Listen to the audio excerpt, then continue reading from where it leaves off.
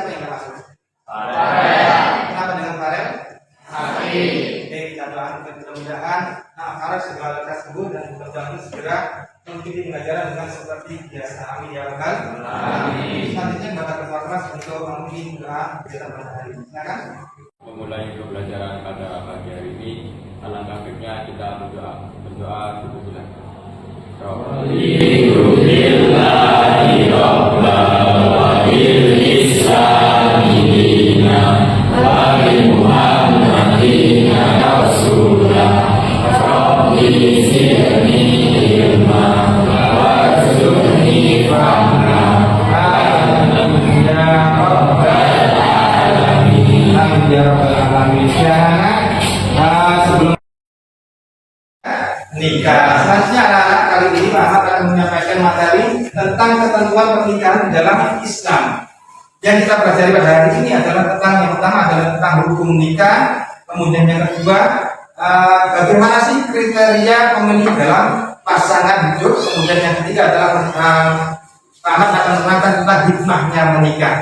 Dan tujuan daripada belajar kali ini yang pertama adalah kalian akan mengetahui daripada hukum-hukum pernikahan. Yang kedua, kalian bisa mengetahui kriteria memilih pasangan hidup. Kemudian yang ketiga, kalian diharapkan nanti setelah mempelajari materi kita kali ini, kalian bisa memahami hikmahnya menikah. Ya, kira-kira ada yang tahu nggak bagaimana hikmahnya menikah? Ada yang tahu nggak? Masih dalil nikah itu yang bagaimana? Terdapat dalam surat apa? Ayat 21. Al-Rum ayat 20. Coba dibacakan silakan. A'udzu billahi minasyaitonir rajim. Bismillahirrahmanirrahim. Wa min ayatihi an khalaqalakum min anfusikum azwajan litaskunu ilaiha wa ja'ala bainakum mawaddatan wa rahmah. Inna fi dzalika laayatin liqaumin yatafakkarun. Sadaqallahu a'lam. Bagus sekali, kasih awas untuk Mbak Adinda. Dari materi kita yang kemarin masih ingat pengertian nikah dan juga dalil daripada nikah. Selanjutnya anak-anak kali ini Pak Ahmad akan menyampaikan materi tentang ketentuan pernikahan dalam Islam. Yang kita pelajari pada hari ini adalah tentang yang pertama adalah tentang hukum nikah, kemudian yang kedua bagaimana sih kriteria memilih dalam pasangan hidup, kemudian yang ketiga adalah Pak Ahmad akan menerangkan tentang hikmahnya menikah. Dan tujuan daripada belajar kali ini yang pertama adalah kalian akan mengetahui daripada hukum-hukum pernikahan. Yang kedua, kalian bisa mengetahui kriteria memilih pasangan hidup. Kemudian yang ketiga, kalian diharapkan nanti setelah mempelajari materi kita kali ini, kalian bisa memahami hikmahnya menikah. Ya, kira-kira ada yang tahu nggak bagaimana hikmahnya menikah? Ada yang tahu nggak? Nggak ada yang tahu ya? Ataupun hukumnya menikah? Ada yang tahu nggak? Ada? Belum ada yang tahu? Oke, kalau belum ada yang tahu, mari kita simak bersama-sama materi kita pada kali ini. Tapi sebelumnya, Ahmad akan melaksanakan biar lebih semangat lagi untuk belajar materi kita ini. Kita adakan SDB terlebih dahulu ya. Oke, siap? Oke, itu pertama. Coba lakukan tepuk satu. Tepuk satu sambil ucapkan yes. Tepuk satu. Tepuk dua. Jangan yes ya. Tepuk dua. Tepuk dua, tepuk tiga, semangat.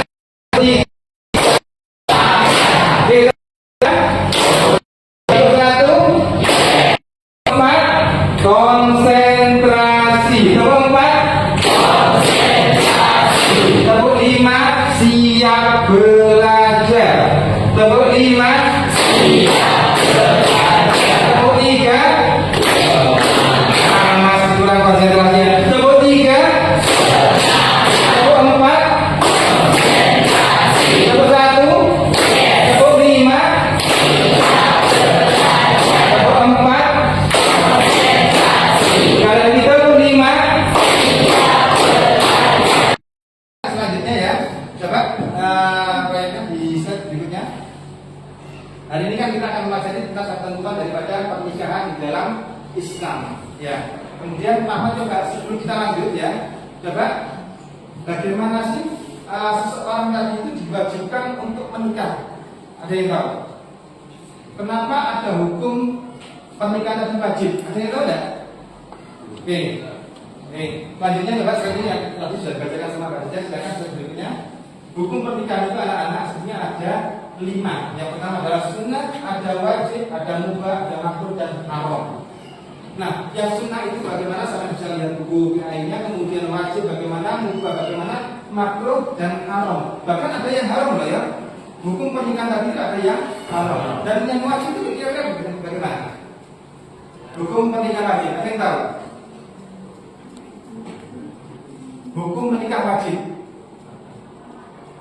Hukum menikah wajib itu apabila seseorang tadi itu sudah mampu untuk menikah dan dia tidak bisa menahan daripada syahwatnya, kalaupun dia tidak menikah maka dia takut terjerumus pada perbuatan zina.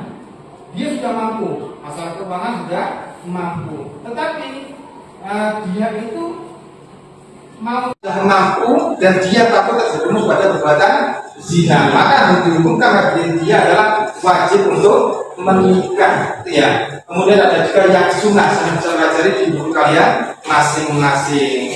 Selanjutnya Pak akan menyampaikan seperti materi tentang memilih pasangan dalam pernikahan. Dan di sini Rasulullah juga pernah bersabda bahwasanya dalam memilih pasangan itu ada 4 kriteria.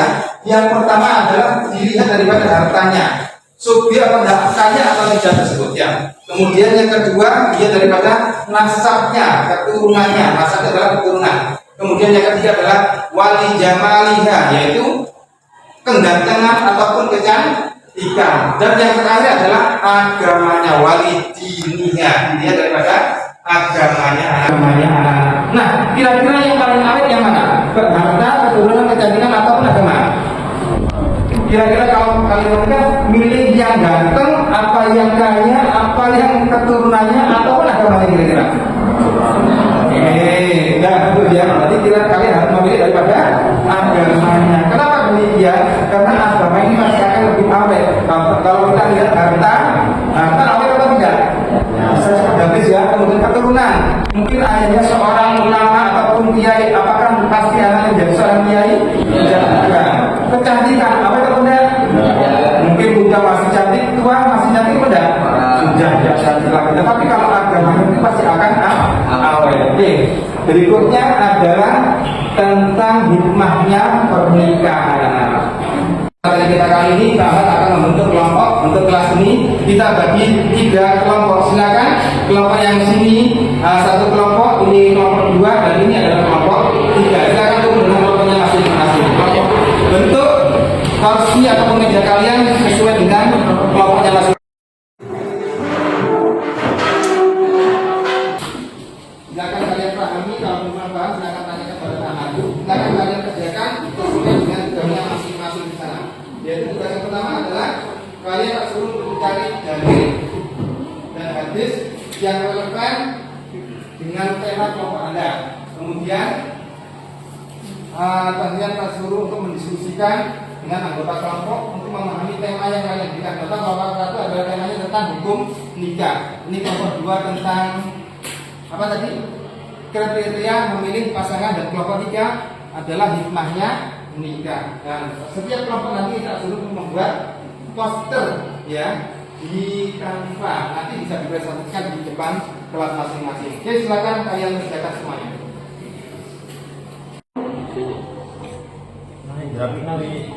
Kelompok 2 kan? Seorang yang punya tidak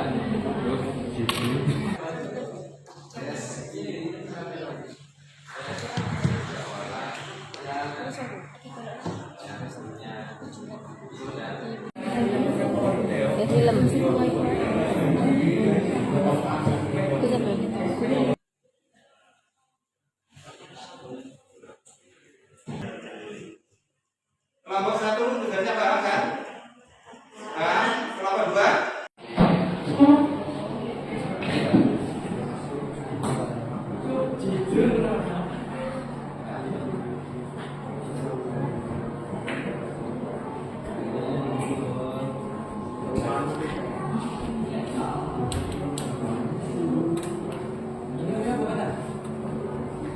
hari ini harus jadi. Nanti kalian presentasikan dengan durasi waktu yang secepat-cepatnya ya.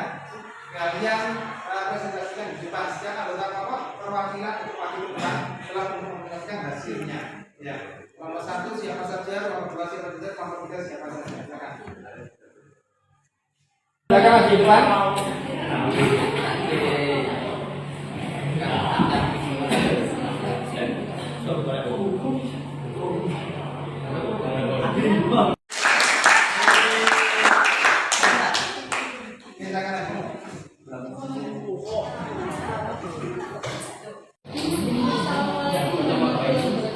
Waalaikumsalam. Dari kelompok 1 ini presentasikan tentang hukum pernikahan. Sebelumnya perkenalkan nama saya Nabila Purwodani, absen 21. Saya Razul Alisa, absen 29. Saya Kita Daisa, absen 27. Yang pertama ada wajib. Pernikahan wajib dilakukan bagi yang mampu secara finansial dan fisik dan khawatir terjerumus dalam perbuatan zina jika tidak menikah. Yang kedua ada sunnah. Pernikahan sunnah dilakukan bagi yang mampu menikah dan dapat menahan diri dari perbuatan zina. Dari kelompok 2 ibu presentasikan tentang kriteria pemilih pasangan dalam Islam. Yang pertama itu ada harta.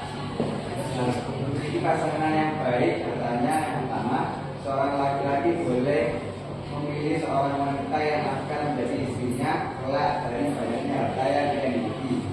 Tidak dapat dipungkiri harta memang salah satu aspek yang penting dalam menunjang keberhasilan kehidupan rumah tangga. Dijelaskan dalam kitab Al-Fat Al-Hari dan kedua juga.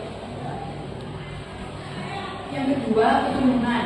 Memilih pasangan yang baik, turunannya kriteria memiliki pasangan tersebut juga menyebutkan seorang laki-laki boleh memilih calon istri yang baik keturunan atau nasabnya. Misalnya memilih pasangan dari anak ulama, bangsawan, pejabat maupun pengusaha. Ibnu Hajar mengatakan bahwa laki-laki yang baik nasabnya juga memilih seorang berbeda nasabnya pula. Seorang laki-laki bangsawan dianjurkan menikahi wanita bangsawan juga. Kemudian yang ketiga, paras. Memilih pasangan yang cantik wajahnya. Seorang laki-laki yang tidak menikah boleh memilih calon pasangan yang memiliki kecantikan atau ketampanannya. Ibnu Hajar berkomentar bahwa hal ini mengajak orang untuk menikah pasangan yang memiliki paras rupawan, namun juga harus memiliki agama yang tak kalah rupawannya. Kriteria memilih pasangan dalam Islam selanjutnya ada agamanya. Memilih pasangan yang baik agamanya. Kriteria keempat inilah yang paling penting, yakni seorang laki-laki harus memilih pasangan hidup yang Assalamualaikum warahmatullahi wabarakatuh.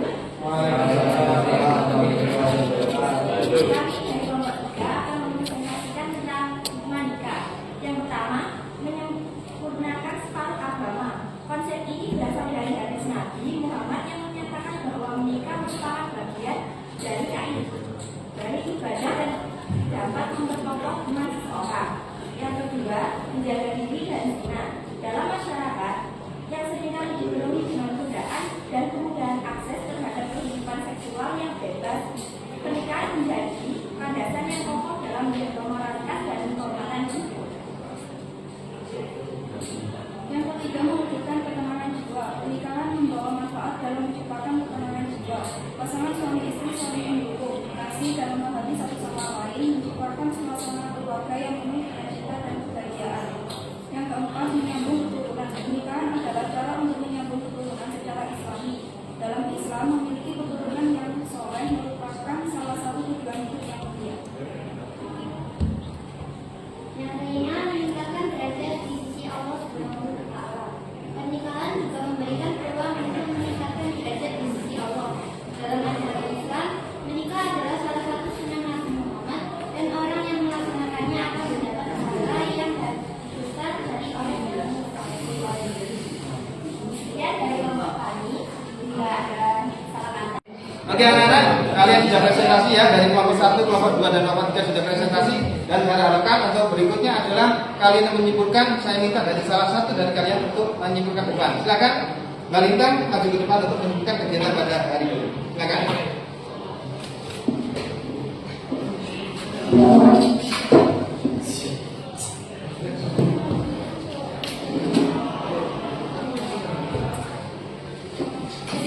dari ketiga materi tersebut dapat kita simpulkan bahwa hukum pernikahan, kriteria dan hikmah pernikahan dapat kita gunakan di kemudian hari saat kita akan menuju ke jenjang pernikahan. Terima kasih. Oke, kasih waktu. Semuanya ya. Kalian saat ini sudah mempelajari tentang hukum nikah, kriteria memilih pasangan dan juga hikmahnya menikah. Dan di sini perlu kalian ketahui bahwasanya kalian besok dalam memilih pasangan itu yang pertama utamakan adalah apa? Agamanya. Memang kalau di dalam Islam itu diajarkan kita memilih pasangannya adalah yang pertama adalah hartanya, kemudian nasabnya atau keturunan, dan yang ketiga adalah apa tadi? Ketampanan ataupun kecantikan, dan yang terakhir adalah yang utama adalah agamanya. Oke, sampai sini mungkin ada yang mau tanyakan dari kalian. Kalau tidak ada ya.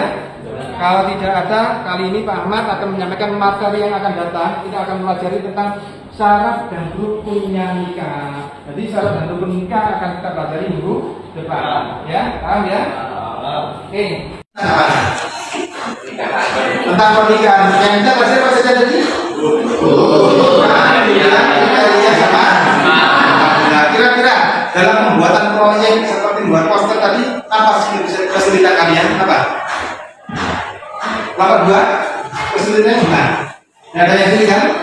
Sudah biasa memakai kanva kan? Nomor 1 aman? Aman. Dan tadi setelah kita lihat ya dari kelompok 1, kelompok 2 dan kelompok 3 yang paling bagus tampilannya adalah di kelompok 2. Untuk itu kasih kelompok 2. Oke, anak-anak karena waktunya sudah habis ya, silakan untuk ketua kelas untuk menuntut doa pada hari ini. Silakan. Sebelum mengakhiri pelajaran pada pagi hari ini, marilah kita membaca hamdalah bersama-sama. Oke, terima kasih semuanya. Wassalamualaikum warahmatullahi wabarakatuh. Waalaikumsalam warahmatullahi wabarakatuh.